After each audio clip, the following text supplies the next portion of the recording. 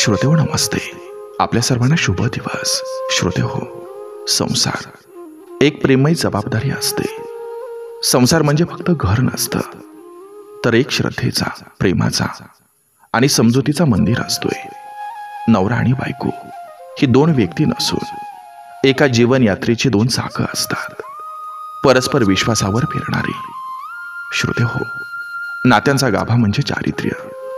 नवऱ्याचं प्रामाणिकपण आणि बायकोचा संयम हेच त्या संसाराच्या भिंतींना आधार देतात. प्रेम असतं ते फक्त शब्दात नाही, तर रोजच्या कृतीमधून उमटणाऱ्या निशब्द स्पर्शात असतं. घरातील मुली म्हणजे फक्त कन्या नव्हे, तर भविष्याची संस्कार मूर्ती असते आणि तिच्यावरच पुढच्या पिढीचं शिल्प घडतं. श्रोतेहो, संस्कारांनी नटलेलं घर म्हणजे देवापेक्षा कमी नसते, जिथं मोठ्यांना मान, लहानांना ज्ञान आणि सर्वांना आपुलकी मिळते. कधी नवरा चुकतो, कधी बायको थकते, पण एकमेकांच्या पाठीशी उभं राहणं म्हणजे खरं प्रेम असतं. संसारात सुख दुःख येतात, पण ज्यांना परस्पर सन्मान टिकवता येतो तेच खरं यशस्वी जोडपं असतं. चारित्र्यवान माणूस हा व्रतस्थ असतो आणि अशा जोडप्यांच्या घरामध्ये देव नांदत असतो आणि दैव फुलत असतं. श्रोतेहो, मुलींच्या मनावर जे संस्कार घडतात ना, तेच ते पुढे संसारात रुजवत असते. म्हणून घर हेच पहिलं विद्यालय असतं. संपत्तीनं घर उभं राहतं, पण प्रेम, समर्पण आणि सत्य आचरणानं संसार टिकत असतोय आणि संसार आकार घेत असतोय. श्रोतेहो, संसार म्हणजे दोन जीवांचं एकत्र चालणं, समांतर नाही पण एकाच दिशेनं. प्रेम, विश्वास आणि चारित्र्य हीच त्या संसाराच्या गाभाऱ्यातील दीपमाळ असते. घर असतं ते बांधकामानं, पण कुटुंब असतं ते मनानं, आणि तेच खरं संपत्तीचं रूप असतं. म्हणून श्रोतेहो, नक्की विचार करा, कारण संसार ही संपत्ती नव्हे, तर संस्कार टिकवतो. बघा पडतंय का? नक्की विचार करूया. चला, आजही आपल्यासाठी सुंदर विचारांची ही शिदोरी, ही मालिका अशीच पुढे घेऊन आलोय. चला करूया सुरुवात सुंदर विचारांना, सुंदर सुविचारांना.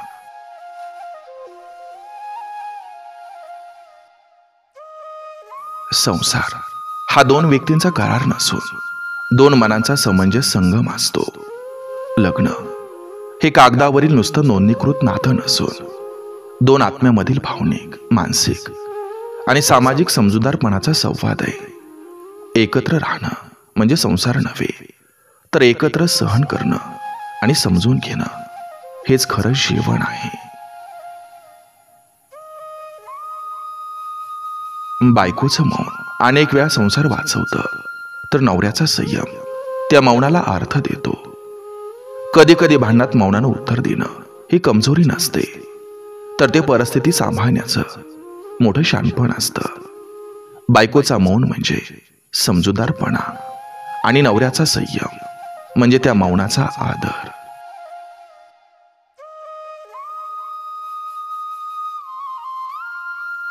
प्रेम हे केवळ बोलण्यात नसतं, ते रोजच्या वागण्यात दिसायला हवं. रोजच्या छोट्या कृतीमधून चहा करून देणं, थकल्यावर पाठीवर हात ठेवणं किंवा फक्त एक सुस्मित नजरेनं पाहणं, यात खरं प्रेम दिसतं. शब्द तात्पुरते असतात, पण कृती ही मात्र दीर्घकाळ टिकते.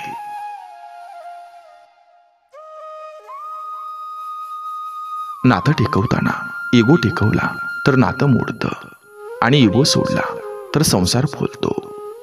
आत्मसन्मान आणि अहंकार यात बारकासा फरक असतो. स्वतःला महत्व देताना इतरांचं मन दुखावलं तर ते अहंकार ठरतं. संसारात मी पेक्षा आपण हे महत्वाचं असतं.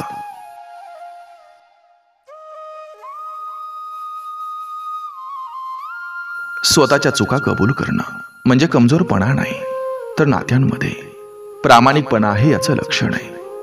स्वारी म्हणणं हे पराभव नाही, तर आपल्या माणसाला टिकवण्याचा प्रयत्न आहे. चुका सगळ्यांकडून होतात, पण त्या स्वीकारणं ही नात्यांची खरी ताकद आहे.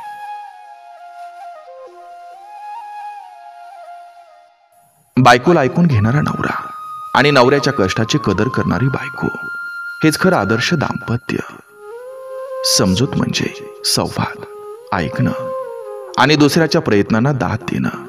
एकमेकांचे श्रम, भावना आणि भूमिका समजून घेणं म्हणजे खरं प्रेम.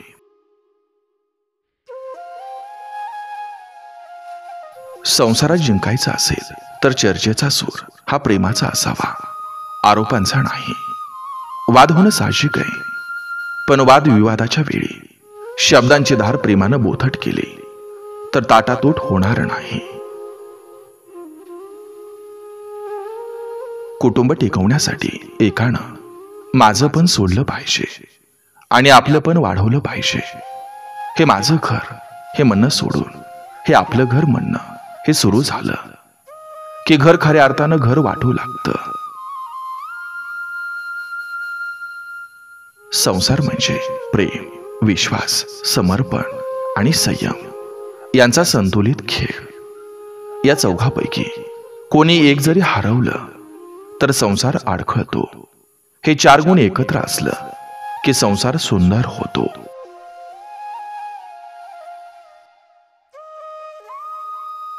चारित्र्य म्हणजे केवळ वासना टाळणं नाही, तर विचारातली आणि कृतीतली शुद्धता.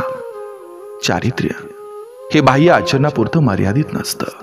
ते मनात असतं, विचारात असतं आणि आयुष्यभर दिसतं.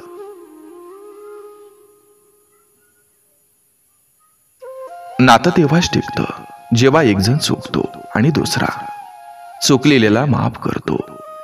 माफ करणं म्हणजे विसरणं नव्हे, तर नात्याला पुन्हा एक संधी देणं होय. कुटुंबाचं सुख हे एका व्यक्तीच्या स्वभावावर नाही, तर सर्वांच्या समंजसपणावर अवलंबून असतं. घर म्हणजे सामूहिक सहजीवन. एकट्याचं चांगलं वागणं पुरेसं नसतं, तर सगळ्यांचं सहकार्य आवश्यक असतं.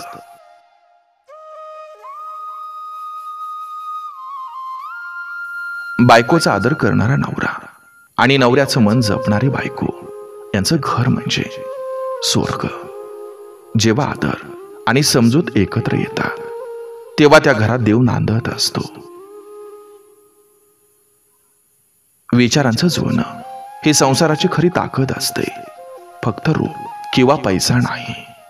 रंग, रूप, पैसा क्षणिक असतात, पण विचारांचे एकजूट नातं आयुष्यभर सांभाळते. प्रेम टिकवण्यासाठी संवाद हवा आणि संवादासाठी एकमेकांना वेळ हवा. संवाद नसलेलं नातं हळूहळू मृत होऊ लागतं. वेळ देणं म्हणजे प्रेमाला पाणी घालणं.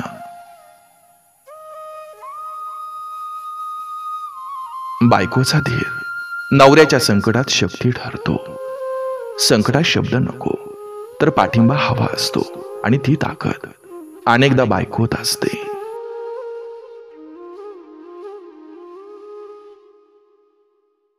संसारात वेळ आली तर आपली मतं मागं घ्या, पण आपली माणसं गमावू नका. कारण मतं तात्पुरती असतात, पण माणसं ही कायमची असतात. नवऱ्याचं चारित्र्य त्याच्या कृतीतून दिसतं, शब्दांवर नव्हे. चारित्र्य हे केवळ बोलण्यात नाही, ते संकटात, दबावात आणि एकटेपणात दिसतं. बायकोच्या चारित्र्याचा सारांश तिच्या निस्वार्थ सेवेतून कळतो. ती घर चालवते, पण त्याच वेळी प्रेम, सहनशीलता आणि कर्तव्य भाव जपते. कुटुंब हे रक्ताचं नातं नसून प्रेमाचं बांधलेलं घर असतं. एकत्र राहत असलेली माणसं कधी नातेवाईक नसतात, पण प्रेमानं जोडली की त्याहून जवळशी होतात.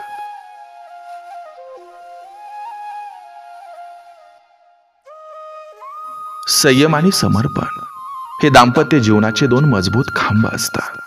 संयम हे वाद रोखतो आणि समर्पण हे प्रेम वाढवतं.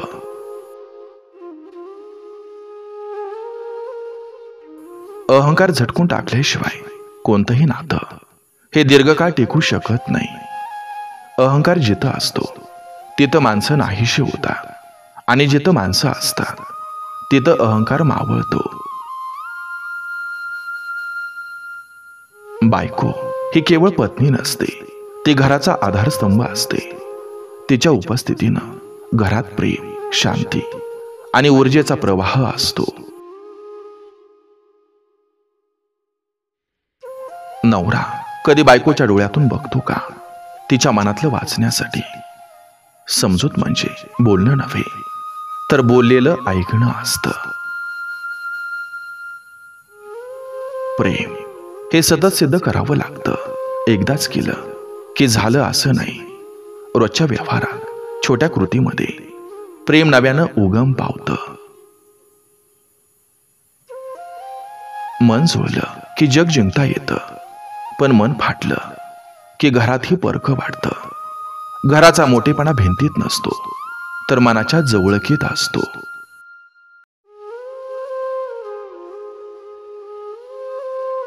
चारित्र्य म्हणजे संकटात टिकून राहिलेली नीतिमत्ता. ज्यांच्या विचारांना वळण लागत नाही, तोच खरा सच्चा माणूस असतो.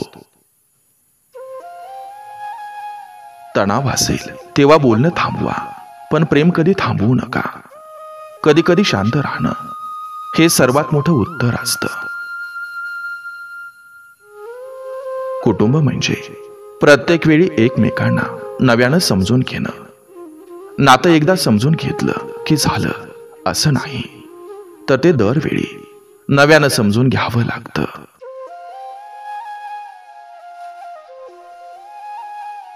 संसार टिकवणं म्हणजे मी बरोबर आहे हे सिद्ध करणं नाही, तर आपण दोघंही महत्वाचे आहोत हे समजून घेणं. जेव्हा कोण चुकलं यापेक्षा ते कसं सुधारता येईल हाच दृष्टिकोन असतो, आणि तेव्हाच संसार सुखद होत असतो.